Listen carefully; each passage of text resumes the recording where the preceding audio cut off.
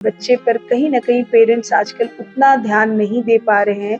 If I compare it with last previous 10 years या 20 years back, और मैं एक हेल्दी कंपटीशन में भी बिलीव करती हूँ, क्योंकि एजुकेशन या बच्चे जो आते हैं वो कहीं ना कहीं हमारे एक सोशल वो एक रिफ्लेक्शन होते हैं हमारी सोसाइटी के।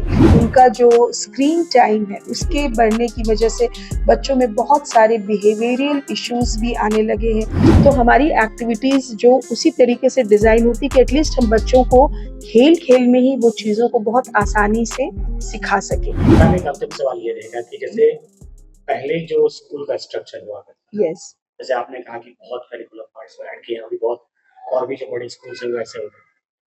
कुछ चैलेंजेस अभी अब बहुत सारे प्ले स्कूल्स ओपन हो चुके हैं। यस, और सबकी अपनी अपनी एक वो है स्ट्रेंथ है। तो आप और क्या आगे डेवलप करने वाले हैं अभी, क्योंकि मैं तो लगभग काफी सालों से आपको जान रहा हूँ, अभी और क्या डेवलप, क्या नयापन थोड़ा एक और होना चाहिए आपके नजरिए से? देखिए केशव, सभी स्कूल को मिलाकर मैं कहूँगी, मैं औरों की बात तो नहीं करूँगी। मैं ये बिलीव करती हूँ कि हम अपने आप को दिन प्रतिदिन कैसे बेहतर से बेहतर बनाएं, है ना। और मैं एक हेल्दी कंपटीशन में भी बिलीव करती हूँ। वो कोई भी हो, प्री स्कूल्स, वो क्या कर रहे हैं मैं उसकी बातें नहीं करूँगी, मैं अपनी बातें करूँगी। हम ये देखते हैं क्योंकि आजकल सिनेरियो बदल गया है।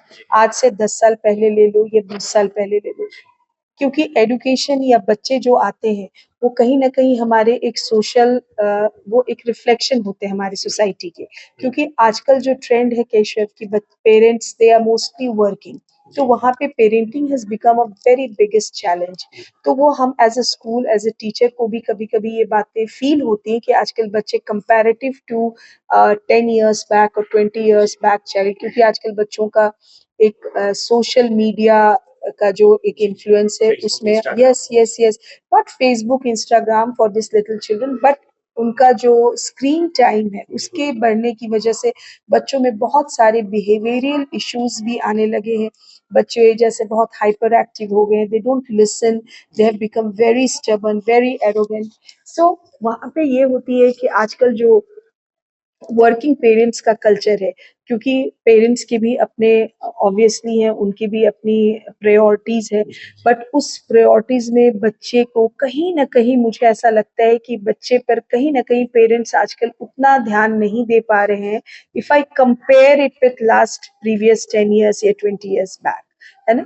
तो आजकल क्या होता है कि स्कूल पे ही पेरेंट्स बहुत ज्यादा डिपेंडेंट होते हैं कि specially with this small little children, कि अगर वो स्कूल आते हैं तो उनकी सारी चीजें, चाहे उनकी हैबिट्स हो जो वो इन्वायरमेंट से इन्फ्लुएंस्ड हो या उनकी ईटिंग हैबिट्स हो, वो सारी चीजें वो चाहते हैं कि वो स्कूल ही उन्हें सब कुछ प्रोवाइड करा दे या ग्रूम्ड अप कर दे।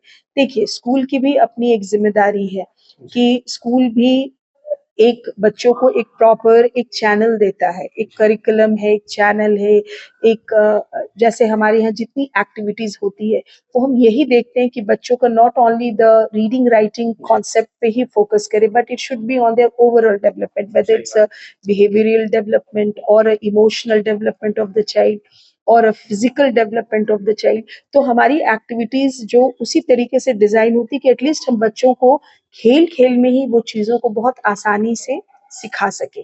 तो हम अपने जो आज की प्रेजेंट सिनेरियो है उसमें हम भी बहुत रिसर्च करते हैं कि किस तरीके से किस हर साल कुछ कुछ न्यू एक्टिविटीज हम जरूर इंट्रोड्यूस ऐसा करें जो बच्चे को जो प्रेजेंट टाइम की नीड है और जिसे हम मीट कर सके।